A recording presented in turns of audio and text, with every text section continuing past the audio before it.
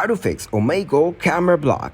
Hello everyone, in this video I will show you how to fix Omegle camera block. Open up the web browser.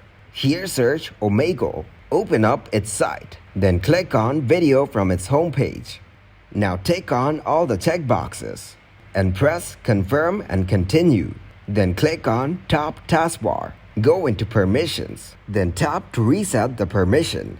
Click to reset the permissions. Reload the page, then open up Omegle again. Tap on the video option.